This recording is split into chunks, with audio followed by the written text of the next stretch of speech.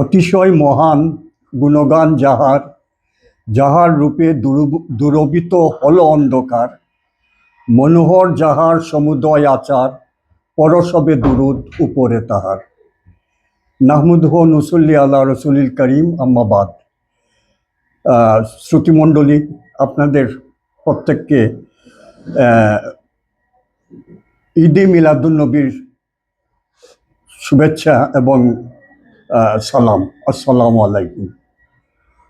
আমি এসকে সালিক, মৌলভীবাজারের ফখর, গর্ব, 360 আউলিয়ার অন্যতম হজরত সৈয়দ শাহ মোস্তফা বুগদাদি শেরসোয়ার চাবুকমার হাসানি ওয়াল হুসাইনি রহমতুল্লাহ তাআলার দরবার শরীফ থেকে ঈদে মিলাদুন্নবী উদযাপন, এই বছরের উদযাপন উপলক্ষে আমি দুটো কথা বলার সুযোগ পেয়ে নিজকে খুব ধন্য মনে করছি।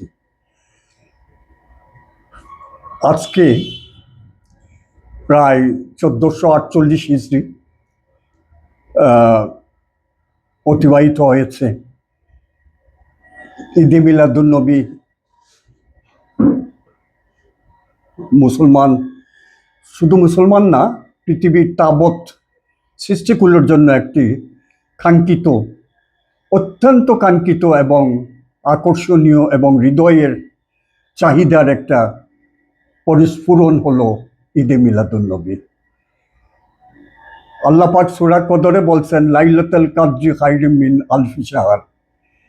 এই মহামণ্ডিত রজনী, যার বরকত প্রায় 1000 মাস, 1000 মাস, 1000 মাসে প্রায় 83 বৎসর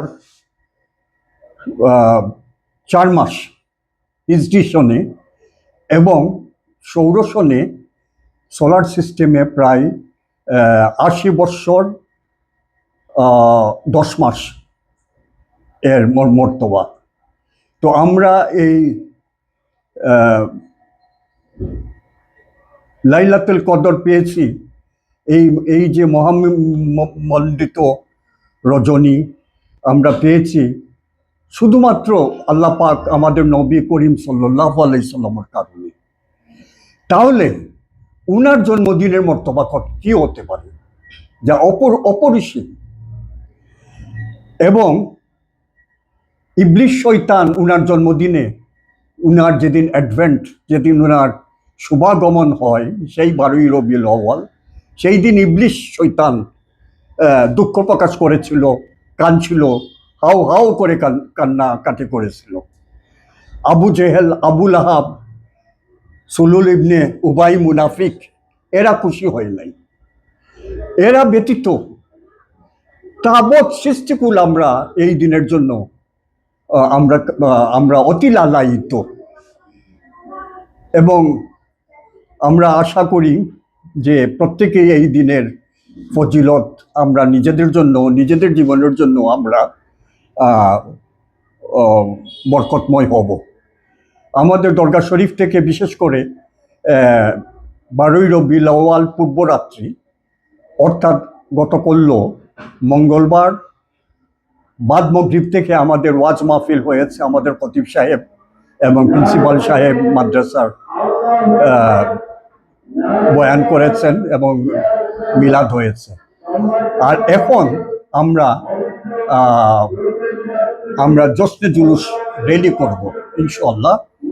তারপর করে আমরা দরগাতে আবার ফিরে আসব, এসে আমরা সংক্ষিপ্ত একটু আলোচনা হবে এবং তারপর তপরূপ বিতরণ হবে। আপনাদের সবাইকে অশেষ ধন্যবাদ। আসসালামু আলাইকুম।